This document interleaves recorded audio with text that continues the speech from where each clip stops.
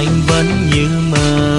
Mỗi giấc mơ luôn có em trong vòng tay, ngồi kề bên em cùng nhau ngắm sao lung linh, thầm nguyện ước có nhau trọn đời. Và rồi em đi xa vòng tay của ai, tình yêu giờ đã vụt mất như cánh chim cuối trời, không nói thêm một lời, bỏ lại con tim xót xa từng ngày.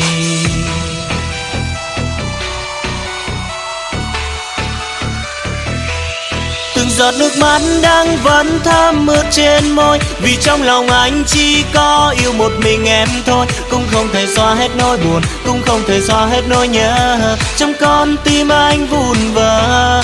Phải làm sao để quên đi hết những ký ức năm xưa, dù anh đã cố níu kéo bước em trong mưa. Thôi đành ôm riêng mình anh nơi xót xa từ đây.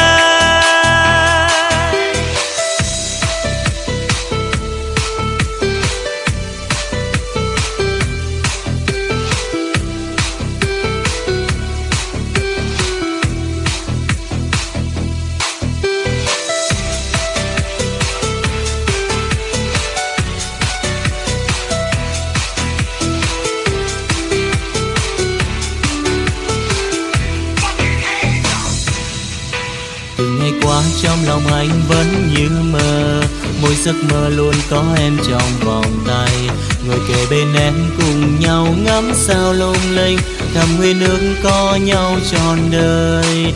Và rồi em đi xa vòng tay của ai, tình yêu giờ đã vụt mất như cánh chim cuối trời, không nói thêm một lời, bỏ lại con tim xót xa từng ngày.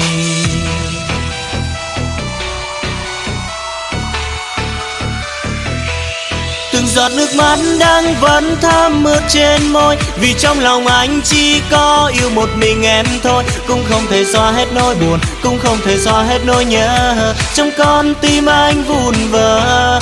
Phải làm sao để quên đi hết những ký ức năm xưa, dù anh đã cố níu kéo bước em trong mưa. Thôi đành ôm riêng mình anh nơi xót xa từ đây. Từng giọt nước mắt đang vẫn thấm ướt trên môi, vì trong lòng anh chỉ có yêu một mình em thôi. Cũng không thể xóa hết nỗi buồn, cũng không thể xóa hết nỗi nhớ, trong con tim anh vụn vỡ. Phải làm sao để quên đi hết những ký ức năm xưa, dù anh đã cố níu kéo bước em trong mưa. Thôi đành ôm riêng mình anh nơi xót xa